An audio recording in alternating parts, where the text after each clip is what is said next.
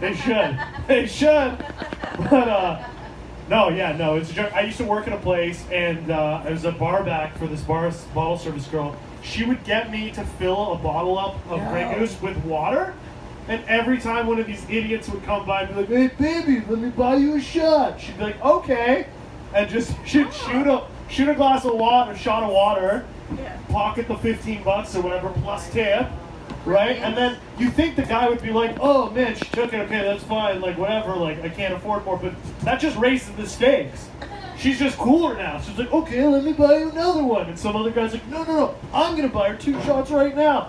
But then, like, it was such a racket, it was sick. Oh man, but those guys are idiots. What kind of schmuck. Anyways, alright, we got more live comedy coming at you right now. Your next comic shouldn't even be here.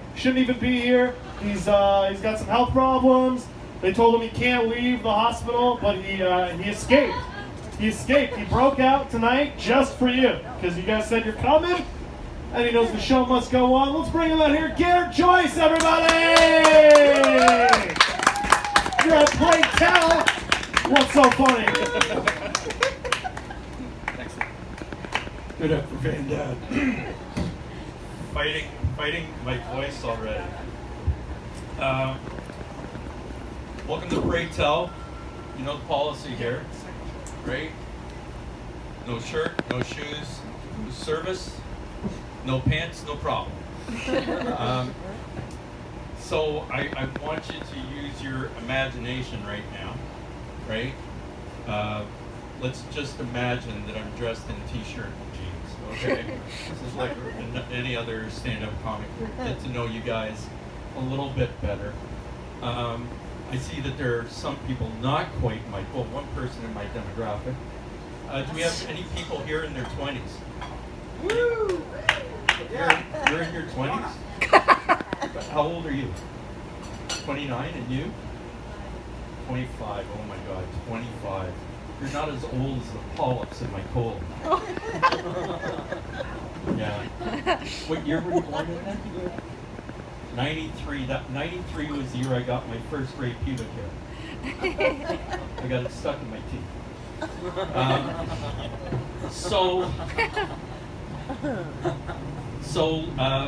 About this, you might have noticed. Anyone here know Mike Birbiglia, the comic Mike Birbiglia? Yeah.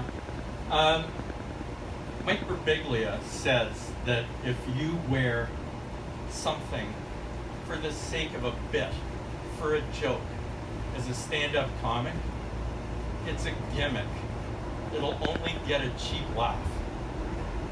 It just shows you how out of touch Mike Birbiglia is with the beating heart of stand-up comedy. Mr. Big, I've got a one-man show on Broadway. $200 a ticket.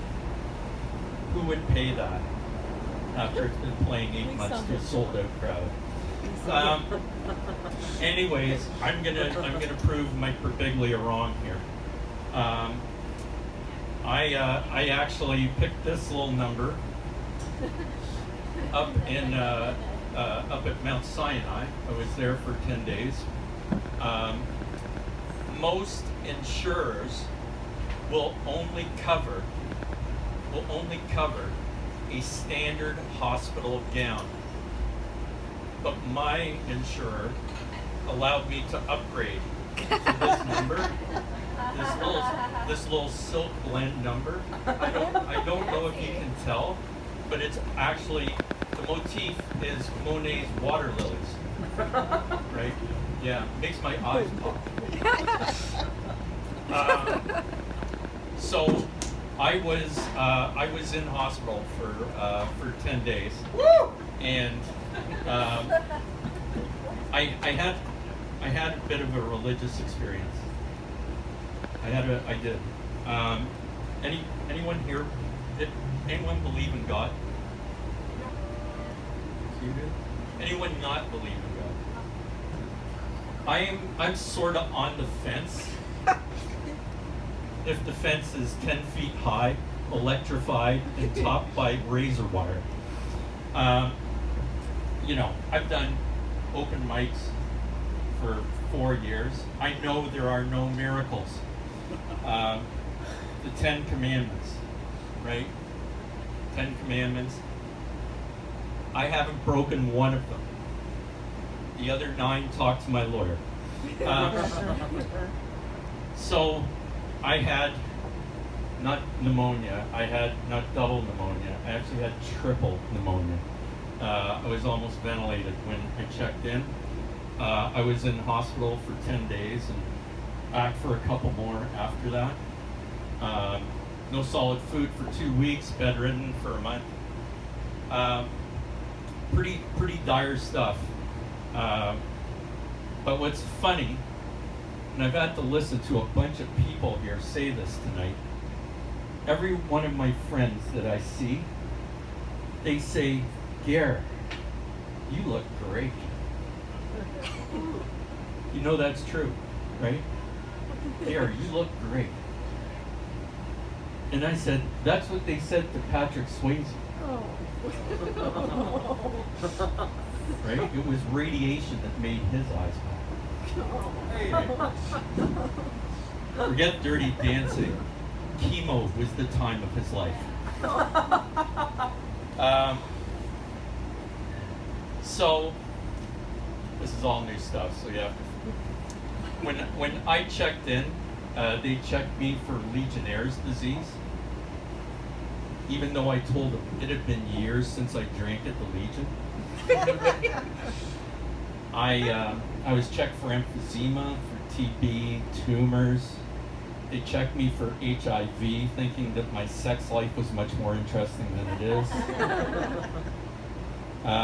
But I contracted something far worse than Legionnaire's emphysema. I contracted something far worse. A roommate. Yeah. Keep going. So, my roommate was a fellow named Perry Cohen.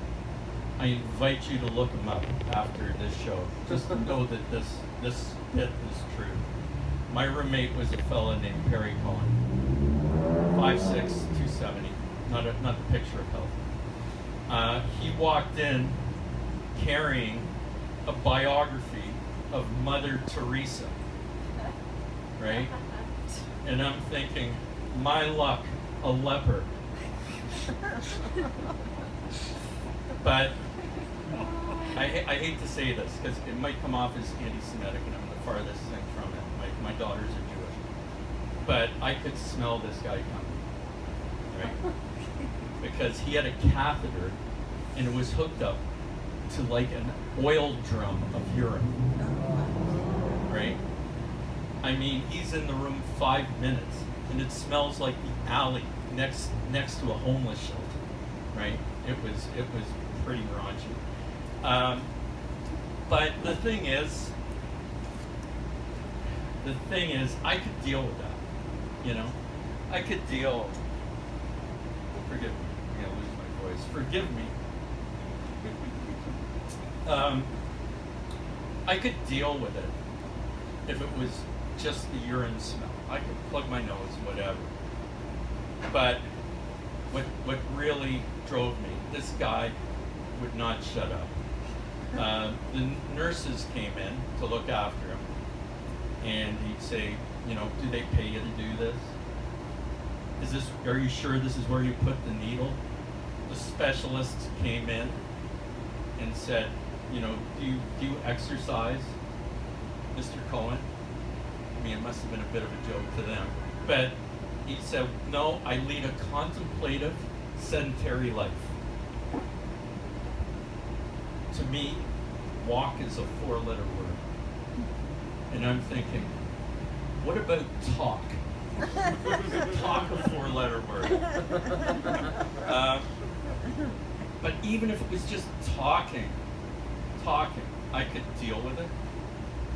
But this guy complained about everything. The first night, he buzzed the nurse to tell her that my IV drip was too loud.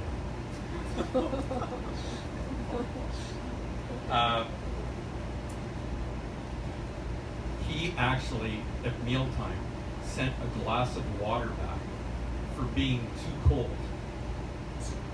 He told his friends that he wanted to move. He wanted to switch rooms because I coughed all night long. We're in a hospital. If you want quiet, ask for someone who's in a constant vegetative state. But the worst of all, and this pushed my button, this took me to the edge. And a night when I was doing really bad, he buzzed the nurse and asked if she could turn off my oxygen machine. I told him to fuck off. But I don't think he could hear me with the tube down my throat. Oh, I'm feeling that right now. So, my wife came in to visit me. And I said, "You're not going to believe it. I've got a monster for a roommate." And she said, "You're so harsh. You're so judgmental." And I said, "No, I've seen him like verbally abuse his wife. Like, and he's just like, you know, he's so self-centered, so selfish. He leaves the light on all night long so he can read about Mother Teresa." And she said, "You know what? You have to get over this. You have to get past this. You have to be a better person if you're going to be better." So that night, I got on my Wi-Fi and I searched Perry Ian Cohen, my roommate. My wife came back the next day. I said, "I found Perry Ian Cohen." She goes, "Really?" I said, "Yes, he's a rabbi." I said, "Oh." She said, "A rabbi? He's a religious leader. See? See? You're saying he's a monster and he's a rabbi. See?" She goes, "Where did you find that out?" And I said, "I found it out on the website for the Jewish Coalition Against Sexual Assault." She goes, "He's an advocate for victims." I said, "Not exactly." Perry Ian Cohn was fired from his last job. Perry Ian Cohn, age 50, for having sex with a congregant who was 16. Evidently, his lifestyle not so sedentary. He told her that having sex with him was okay because he was a rabbi, right? For Rabbi Cohen, the idea of safe sex was wearing a yarmulke. I'll wait for that. I still think that's a good joke. So, you would think with priors like this, you know, Rabbi Cohen would have trouble getting a new job. Actually, he was working as the rabbi for residents for the United Church of Canada.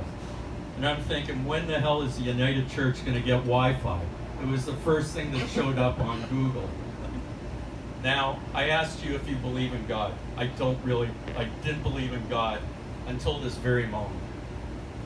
Because I was thinking about it. And this guy had gone unpunished. He'd never done jail time.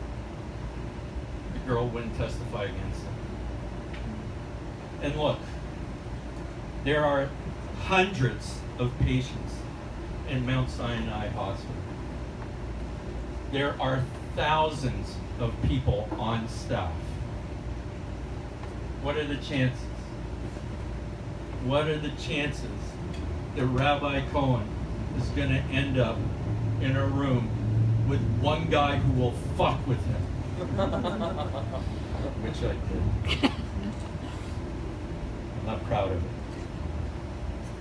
I'm very, Very proud of it. Started small, like, counting up on the commandments. I pissed on the toilet seat. High school stuff. I unplugged his phone. Okay. Then I raised my game. I don't want to tell you what I did to his toothbrush. But if cancer doesn't get him, E. coli will. But the coup de grace, the pièce de ma résistance, I pumped his toilets. He had a raised toilet seat, 18 inches. A raised toilet seat to enable him to do his business. This seat was ruined for me. You had to be Lee Harvey Oswald to hit the water. Such a sharp angle. But I bumped his toilet seat slightly off. And then one night, he got up and went in the bathroom. And then I heard him tumble and scream in pain. And I was about to buzz the nurse. And I thought, nah, God, you got it from here. Okay, I'll end with this. As some of you know, my wife got pneumonia too. She caught it from me. She insists that she got it through a blowjob.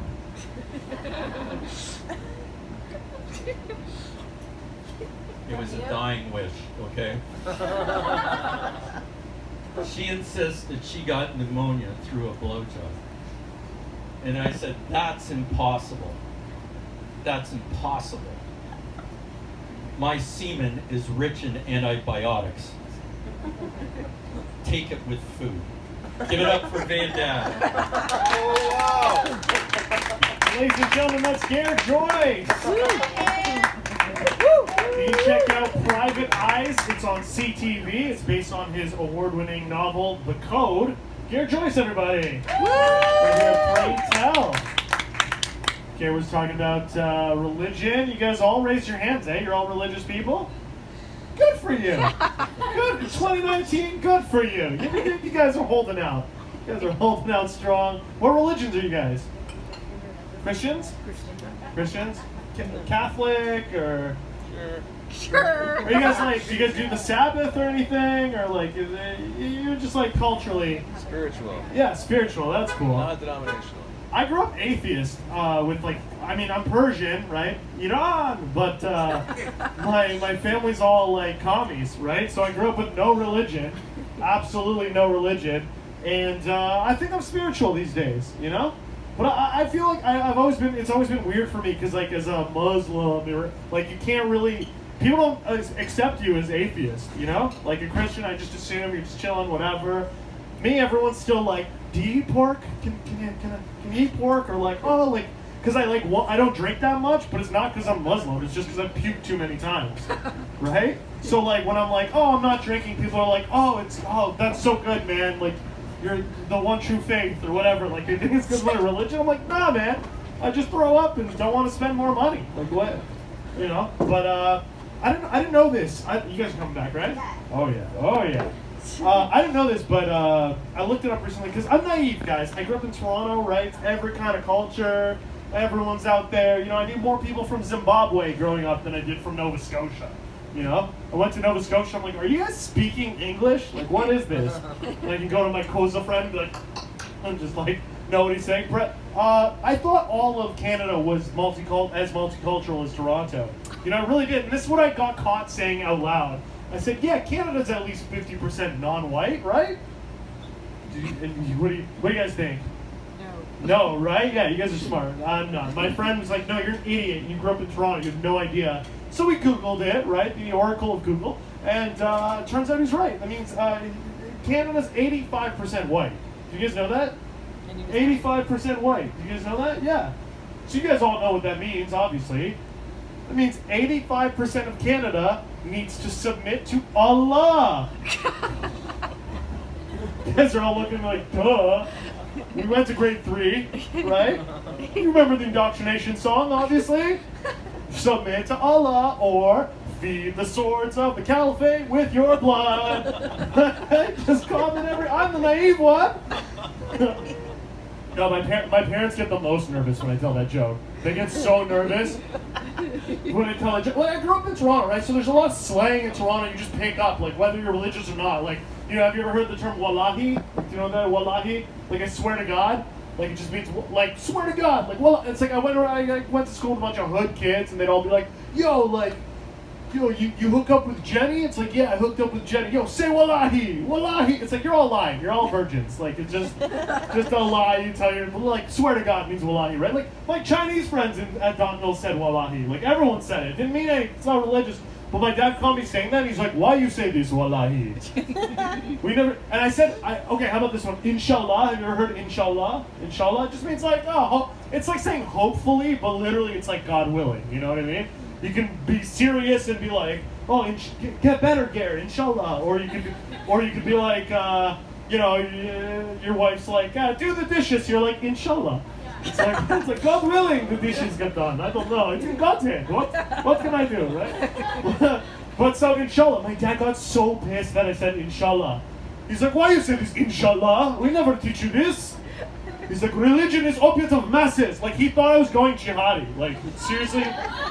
He's like, with your beard, don't go to. We have family trip going to Iceland. He's like, shave your beard or you cannot come. It's not good time for beard in Europe. I was like, yeah, wallahi. We're gonna keep the show going, guys. We got 2 more amazing acts, and then for the person yelling "shut up," don't worry, the second show is inside. But for everyone here, enjoy your next comics. She's really, really funny. She just did a whole tour of Australia, New Zealand, Asia, and the States with her one-woman fringe show called Fun Bags. She's an award-winning comedian and just one of the best in the city. So glad to have her. Enough. Here is Amy Cunningham. Enjoy. What's so funny? Well, you can keep doing that though. Some of those credits were